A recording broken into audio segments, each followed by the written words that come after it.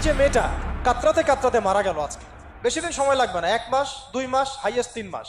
এর আগেও বহু ইস্যু আমরা এসেছে ভুলে গেছি, একটার পর একটা এসেছে, একটার পর একটা ভুলে গেছি আমরা। আপনারা দেখে নিয়েন 3 মাসের মধ্যে এই মেয়েটাকে সবাই ভুলে যাবে এবং যাবো ভবিষ্যতে। লিখে নেন আপনারা, এই বাচ্চার কথা কেউ মনে রাখবে না, এই বাচ্চাটার কথা কেউ মনে রাখবে না। 3 মাস পরে, 6 মাস পরে, 1 বছর পরে আরো নতুন ইস্যু আসবে, আরো নতুন পাপ হবে, আরো বড় বড় ঘটনা ঘটবে। এরপরে মানুষ এই বাচ্চাটাকে ভুলে যাবে। এই বাচ্চাটা কি তার মৃত্যু যন্ত্রণা ভুলতে পারবে? তার সম্মানহানি ভুলতে পারবে? তার পিতামাতাকে ভুলতে পারবে? এখন প্রশ্ন হচ্ছে, তার পিতাকেও যদি আমরা জিজ্ঞাসা করি, ইসলামে রেপের শাস্তি হচ্ছে মৃত্যুদণ্ড, আর ব্যভিচারের শাস্তি হচ্ছে অর্ধেক কোমর পর্যন্ত পুঁতে পাথর নিক্ষেপ করে হত্যা করা। এবং বিবাহিত ব্যক্তি হলে এই শাস্তি, অবিবাহিত হলে 100 বেত্রাঘাত, 1 বছরের নির্বাসন এবং সমাজ থেকে বয়কট করা, আর ধর্ষণ হলে সরাসরি মৃত্যুদণ্ড। 3 মাস সময় লাগার কথা না, 3 দিনের মধ্যেই করা সম্ভব।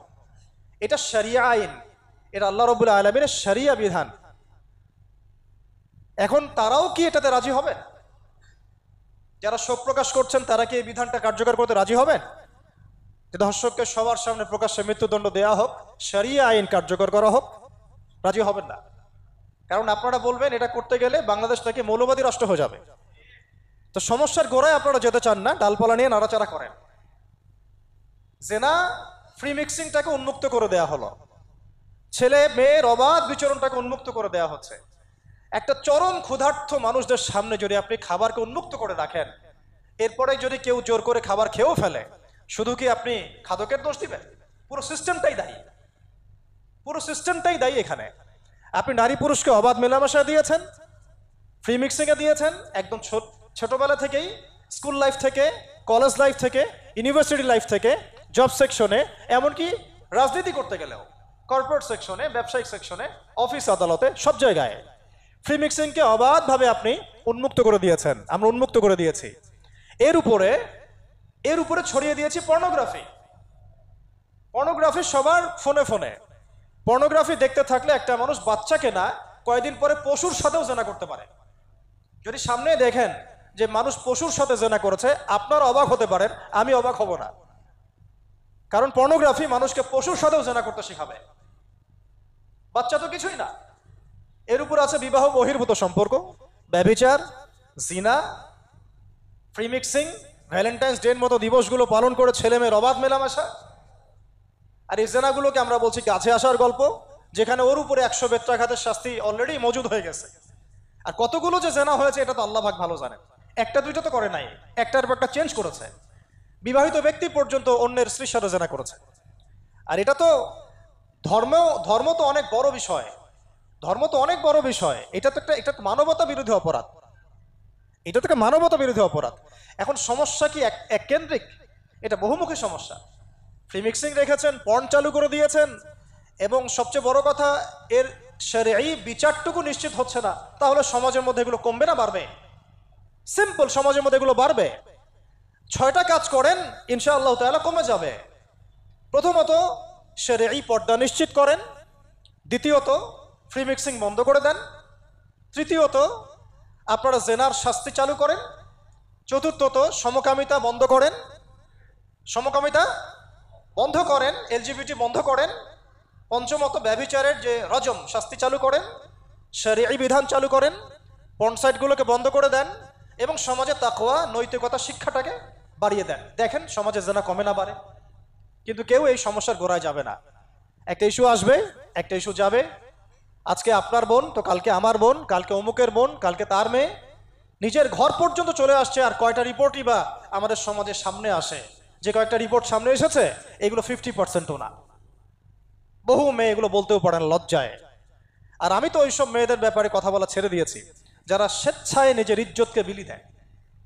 তাদেরকে আমি আমার বোন পরিচয় দিতে লজ্জাবোধ করি। সমাজ থেকে গায়রত, ব্যক্তিত্ব, পর্দা, শালীনতা, হিজাব এগুলো উঠিয়ে দেওয়া হয়েছে। আপনারা কি দ্বীনি অঙ্গনের তসলিমা নাসরিন হতে চান নাকি? তারা কি দ্বীনি অঙ্গনে তসলিমা নাসরিন হতে চান? কেন আপনি একটা ছেলের সাথে হারাম সম্পর্কে জড়াবেন? কেন প্রেম করতে যাবেন? কেন আপনি তার সাথে বাইকে করে ঘুরতে যাবেন? কেন আপনি আপনার বন্ধুদের সাথে ফ্রি মিক্সিংয়ে ঘুরতে চলে গেলেন 3 দিনের রাস্তা, 7 দিনের রাস্তা, 10 দিনের রাস্তা, অথচ আপনার উপর হজও ফরজ না মাহারাম ছাড়া। না আপনি পর্দা মানছেন, না মাহারাম মানছেন। আর সমাজে না আছে ইসলামী শরিয়া আইন অনুযায়ী বিচার, আর না আছে পর্ন বন্ধের উদ্যোগ, আর না আছে ফ্রি মিক্সিং বন্ধের উদ্যোগ। তো আপনার ইজ্জত চলে গেলে কে ফিরাই দেবে আপনাকে? আমি তো আপনার ভালোর জন্যই কথা বলছি। সমস্যা হচ্ছে আমরা সমস্যার গোড়ায় যেতে চাচ্ছি না। আজকে এই কথাটা আমি এখানে বলতে চাই নাই, শুধু কথা প্রসঙ্গে চলে আসছে যে এই যে মেয়েটা কাতরাতে কাতরাতে মারা গেল আজকে, আপনারা দেখে নিয়েন 3 মাসের মধ্যে এই মেয়েটাকে সবাই ভুলে যান। সমস্যার গোড়ায় আসেন। সমস্যার গোড়া হচ্ছে আল্লাহর জমিনে আল্লাহর দ্বীন ইসলাম বাস্তবায়ন না হওয়া পর্যন্ত এই মানবতার মুক্তির কোনো রাস্তা নাই। আল্লাহর কসম করে বলতেছি, আল্লাহর জমিনে ইসলাম, কোরআন, সুন্নাহ, রাসূলের আদর্শ বাস্তবায়ন হওয়ার আগ পর্যন্ত এই জাতির স্বাধীনতা বলে কোনো শব্দ নাই। এই মানবতার মুক্তির কোনো পথ নাই। কেউ আমরা স্বাধীন না, কেউ আমরা আমাদের ইনসাফ ন্যায্য অধিকারটুকু পাবো না। কালকে আপনার ঘরে এই সমস্যাগুলো আসলে আপনি এটাকে প্রতিহত করতে পারবেন না। বিচার চেয়ে বেড়াবেন এক মন্ত্রণালয় থেকে আরেক মন্ত্রণালয়ে, ফাইল ঘুরতে থাকবে, আপনার কেস বন্ধ হয়ে যাবে, আপনার বোনের ইজ্জত ফিরে আসবে না। আর রাসূল সাল্লাল্লাহু আলাইহি ওয়াসাল্লামের জামানায় আপনি আমাকে রেপের ঘটনা দেখান কয়টা ঘটেছে? সাহাবীদের জামানায় রেপের ঘটনা দেখান কয়টা ঘটেছে? জেনার ঘটনা দেখান না কয়টা ঘটেছে? ব্যভিচার কয়টা ঘটেছে? চুরি বা কয়টা হয়েছে? কয়টা হয়েছে? ডাকাতি কয়টা হয়েছে? একটা দুইটা রেয়ার আপনি ঘটনা দেখাতে পারবেন।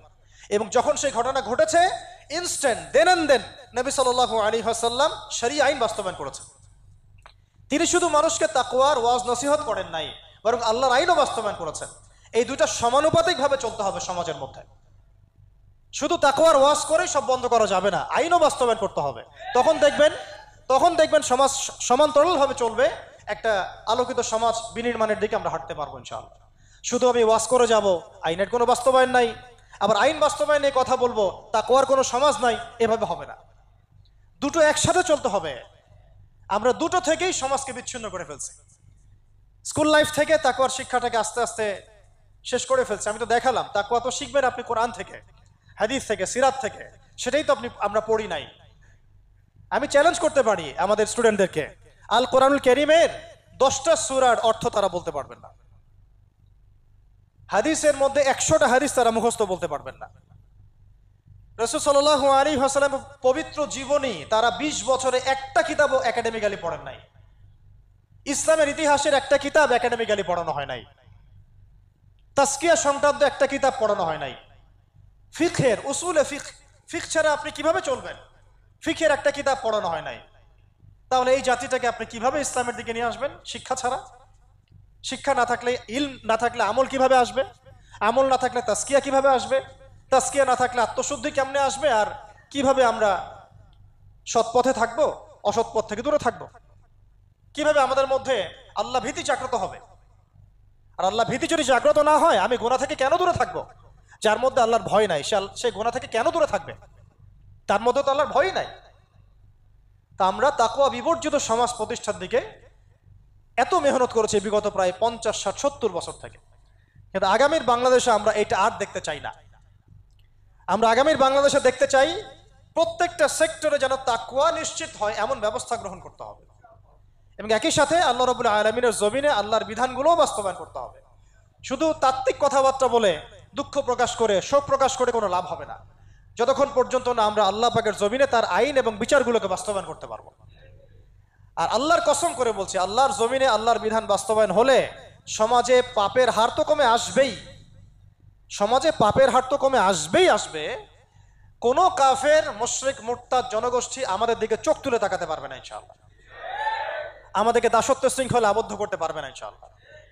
সব কথার শেষ কথা ভাই, যে আমরা দুনিয়াতে এসেছি লিমিটেড টাইমের জন্য। এই সময়টুকুতে যদি আমরা হেলায় ফেলায় দুনিয়ার জীবনটাকে নষ্ট করি, আমাদের দিনটাকে ঠাট্টা ছলে গ্রহণ করি, কোরআনকে মূল্যায়ন না করি, হাদিসকে মূল্যায়ন না করি, আল্লাহর দেয় এই সুযোগগুলো, রমাদান, এই কোরআন, এই তারাবি, এই তাহাজ্জুদ, এই সাদাকা, এই তাকওয়া, এগুলোকে মূল্যায়ন না করি, তাহলে ক্ষতিগ্রস্ত আমরা হব, আর কেউ হবে না।